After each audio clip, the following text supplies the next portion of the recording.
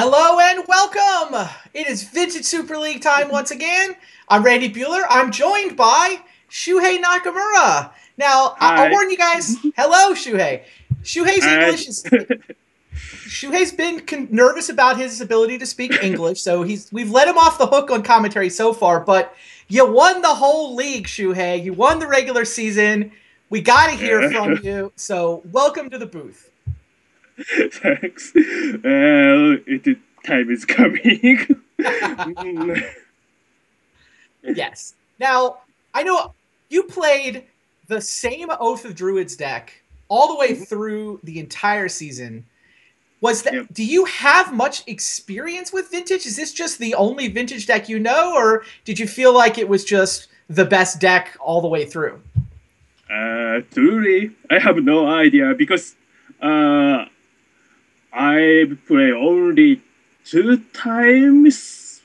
Yeah, lifetime 2 times Vintage tournament. Wow. Okay. Yeah. So yeah, I just asked my friend Yuta Takahashi. He made top 8 at last Pro Tour. Yeah, he is truly Vintage master in Japan. Aha.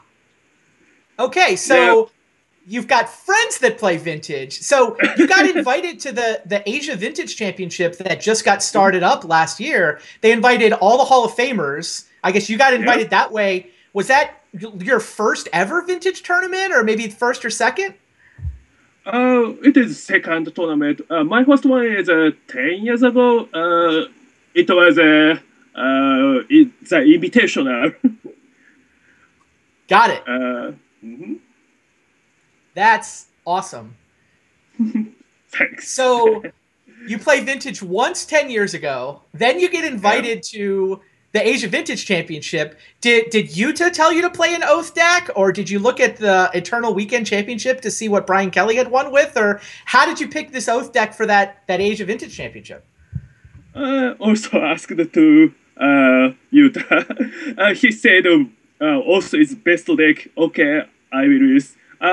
And I said one other question. Have you extra Vintage cards? Because I have no Power 9s, any other stuffers. Okay. What was Yuta qualified for that event, or did he not get to play? Yuta hadn't, and Yuta had his Oath deck. I borrowed from him. That makes sense. Yeah. So you win that tournament, and then I showed up and said, "Hey, do you want to play in the Vintage Super League?" So you're just like, "Hey, this Vintage thing is easy. Why not?" Yeah. That's awesome. Now, did you think about changing decks, or were you just going to keep running the Oath deck until it started to lose for you? I think, I will play Oath, but I want to mix. Maybe I will play 2 Oath and 1 other something. Okay.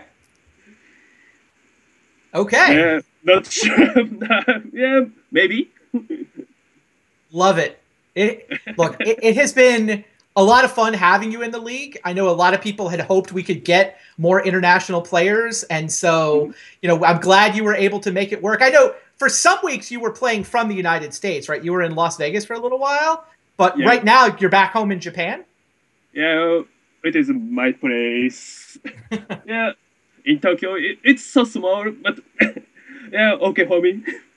What time is it for you? Is it tomorrow morning? It is 8 a.m. No, 9 a.m. in Japan. It's hard for me. Fair enough. Well, we're glad you could get up early for us then. All right.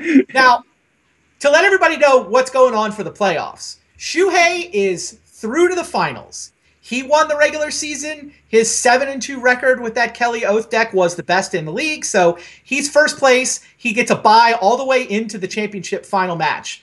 But we had a 3-way tie for second place. So Rich Shay, Eric Froelich, Paul Rietzel, all of them went 6-3. Clean cut in terms of who actually made it into the playoffs, but it made it a little tricky for us to do our normal thing of saying, okay, third place fourth, the winner of that plays second, the winner of that plays first. So here's what we decided to do. We don't have to break the tie for second place in the regular season. Really what we need to do is Shuhei needs an opponent in the finals. So we're actually going to take 2 weeks, and we're just going to have all 3 of those guys play a round robin. So we're going to start out with Eric playing Rich, then Paul's going to play Eric, and then Rich is going to play Paul. So instead of 2 best 3 out of 5 matches in the next 2 weeks, you're actually going to get 3. These shows may run a little long. I mean, we'll see how far we get tonight. You know, if things go super fast, we might actually play 2 matches tonight. That is 2 best 3 out of 5 matches. So what is that? 6 to 10 matches of Magic. But we'll see how far we get. We're going to put all 3 of these matches into the next 2 weeks. Then here's the slightly tricky part. We're going to cross our fingers and hope somebody goes 2-0. Because if one of them beats the other 2, then they clearly deserve the spot in the finals. They advance to play Shuhei, and then the 1-1 player will be third place. The 0-2 player will be in fourth place. We can get a tie, though. It can go 1-1 apiece. If we do get a tie, we are going to use tiebreakers. So the first tiebreaker is match win percentage. These guys will have as many as 10 matches of Magic, so that could wind up tied, but it's not super likely. If we are tied on match win percentage, we'll actually go to game win percentage. If somehow these guys just split it straight down the middle, 1-1 apiece, tied on match win percentage, tied on game win percentage, we will then have one final tiebreaker match of Magic at the end. And yeah, hypothetically, they could be tied on that too, and somebody could get a bye while the other 2 play if push does come to shove. We'll have... All I know is by the end of next week's show, we're going to have somebody for Shuhei to play. And it'll be one of these 3 players. Meanwhile, we get to enjoy a whole bunch of Magic. So all 3 players have now submitted 3 deck lists each. So the way our playoff format works, it's the same format we've been using for a couple of weeks. It's the same format Shuhei will use in the finals next week. You submit an A deck, a B deck, and a C deck. They can overlap as much or as little as you want. So, could be 3 copies of Oath of Druids. I don't know who would want to do 3 copies of Oath of Druids, but totally legal if you want to do it, Shuhei. You can watch and see how this plays out, too. It is time for me, yeah. Yeah, time for you to play something else? Yep. Maybe. Fair enough. Go ahead. Have you thought about what you're going to bring for the finals in 2 weeks? I mean, I don't want you to give away any secrets, but if you want to talk about it, we'd love to hear what you're thinking. You know, yeah, maybe I just play Oath. It's over. That's awesome. I don't think anybody could blame you at this point. It's clearly a deck you know well. I'm actually curious to see if any of these guys brought Oath to the table, because we've got 3 decks from Eric, 3 decks from Rich, 3 decks from Paul, so as many as 9 different decks. They're going to use those decks for the full round robin. So next week will be the same 9 decks that we'll have this week. This is the first time Eldritch Moon cards are legal in the Vintage Super League. So this is our first set of decks with Eldritch Moon. I am genuinely curious. Okay, fine. I looked ahead a little bit. There will be some Eldritch Moon cards played tonight. It's going to be sweet. Have you looked at Eldritch Moon with an eye toward Vintage, Shuhei? Is that something you've thought about at all? No? Me neither. I hadn't really been thinking about it that way either. Rich Shay did say on the cast last week that he thought Emrakul might actually be good enough. You could get so many cards into your graveyard so quickly in Vintage that he thought Emrakul might show up. He also thought, I forget the Bellower guy in red that gets cheaper for card types in your graveyard. It's essentially, it got an Ancestral Recall tapped onto it if you play it with an empty hand. Maybe that guy's going to show up. I don't know. Should be an interesting night with some new deck lists. And of course, we get 3 Paul Rietzel decks. Who knows what Paul Rietzel's going to show up with, right? Maybe he plays Mono White. I hope and no idea. He plays 2 times of blue deck, right? No, 3 times. Hmm. In any case, he wanted to play 1-2 beat down deck, right? Who? I thought Paul was going to be the white weenie guy when we saw him win in the play-in tournament, but his range has just been crazy since he got into the league. I said it before, I'm going to keep saying it. I think his range is wider than the format. It's like Paul shows up with crazy decks, and you're like, oh, you could do that in Vintage? And the format just keeps getting wider and wider. Yeah. I don't know. Have you spent much time thinking about what these guys might bring to the playoffs? Are there any decks you're expecting to see? Yeah.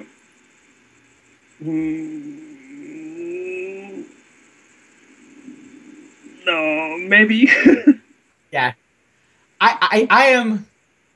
I'm sure we'll see some of the cheap blue sort of cantrip style decks.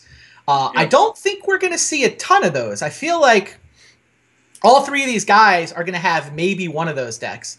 Because since after you play, so the A decks play against each other, then the B decks play against each other, then the C decks play against each other. But after that, for match 4 and for match 5, you get to choose whichever deck you want. So there is actually some reason to want a variety between those 3 decks. That way you can choose whatever you think is perfect for match 4 and match 5. And I'm pretty sure we're going to get some variety here. Now, the first matchup is going to be Rich Shay against Eric Froelich. These guys have been in every season of the Vintage Super League so far. Eric has actually made the playoffs of every single season we've had of Vintage Super League. There has not been a playoff without him. He's got 1 title, like I said, 5th playoff appearance. I believe it's Rich's 2nd playoff appearance. Does not have a win yet, but definitely 2 of the all-timers, 2 guys who've been here since the very first season. You want to make a pick, Shuhei? Who do you think wins? I'm afraid for Ifro. Yeah, I pick Ifro. He's kind of hard to pick against him, huh?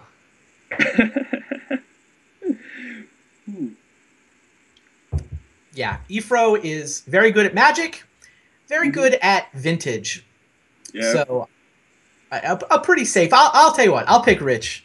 I think Rich has been playing so much more Vintage lately. Like, he is constantly on his stream, trying out new cards, trying out new decks. He's had, I feel like he's had kind of his best season so far. Yeah, and he beat me. And he beat you. Wow, he's one of your 2 losses?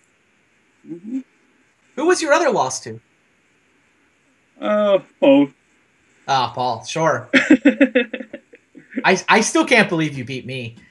I thought Dredge was the perfect deck to play against you. You were very good at drawing sideboard cards, not gonna lie. Please look back again. Yeah, I drew perfect. You drew perfect. True story. Yeah. All right. Meanwhile, Rich is actually traveling for work and he's currently trying to make his hotel wireless cooperate. So I think our match is going to be ready soon. But I do see we may have a small delay while Rich and Athena continue fighting with the hotel internet. It's funny. We were trying to figure out how to do a tiebreaker for the. I mean, obviously, 3-way ties are just notoriously hard to break. So you're like, well, okay, fine. You can play a round robin, but then your round robin can end up tied. And one of Rich's suggestion it's as arbitrary a tiebreaker as anything. Least clock used was what Rich was going to suggest as the tiebreaker. Just who uses the least time in their match. I don't think he realized he was going to be playing on Hotel Wireless when he suggested that, because Rich would get wrecked by that tiebreaker tonight if our setup time is any indication. Pretty fun. All right, so Eric versus Rich coming up. One of those 2, or Paul Rietzel, will be playing against Shuhei in the finals. I'm glad we got to talk to you, Shuhei. I mean, I know English is not your preferred language, but it's really nice to hear from you and just get a chance to hear your take on vintage. Yeah. Yes. Yeah, we're happy to have you for sure. So I don't know if can I get an update on the status of. All right, yeah, we're rating on Rich, who is I believe investigating whether he can pay more for faster internet. Fair enough. I also feel like I wanted to get Rich in the booth after his match to cast some of the Eric versus Paul match, but also knew he was going to be on hotel Wi-Fi, so I have a backup caster lined up. We may see a little more of Steve Menendian than we were initially scheduled to, which is fine. Awesome. All right. Yeah, checking on Rich. I mean, I know I want to talk about the decks. I want to talk about the decks they're playing, but they're supposed to be secret until the match actually starts. We will have all the deck lists up on mtgo.com tomorrow. Tomorrow? Tomorrow the deck list will be up, yeah. And I think we'll have links for the players. In particular, I'm going to try to get Paul in the booth to do a little bit of the cast of the Rich versus Eric match. Just like to talk to him since he's playing in the playoffs. So Eric, since Paul has the ability to watch the stream and see what Eric's playing, we'll make sure Eric gets to see Paul's deck list before they go into that matchup as well. All right. Well, I think what we should do is end the Shuhei interview. Like I said, glad we got you on stream. Happy to hear your take. And I really didn't realize that this is, I guess, your third vintage tournament ever. That Asia Championships was the first one. That Oath is basically the only deck you've played in the last 10 years. Love that. I love that story. It's just awesome. Look, it's a credit to how good you are as a Magic player, for sure. I mean, I think Yuta gave you a great deck, and you have played it very well. Thanks. And yeah, I'm really glad to play this tournament. Vintage Super League is super good. I'm glad you're enjoying it. You keep this up, you'll win enough cards to start playing Vintage on Magic Online too. First place is a premium set of Vintage Masters, so you can keep playing on Magic Online even if you don't have the cards in paper. Hopefully that sounds great. Second place, you get just the Black Lotus. You have to do a little more work to do if you want to play after that one, but it's still a nice prize. There's also a decent pile of Eldritch Moon boosters on the line for each spot in our playoffs. So, I'm trying to get an update on the match. Do we want to... Okay, I think what we're going to do is we're going to end the Shuhei interview, and I want to take a quick break if that's not going to throw off my producer too much. And we'll be right back with coverage of round one of the playoffs coming up after this. Coming soon.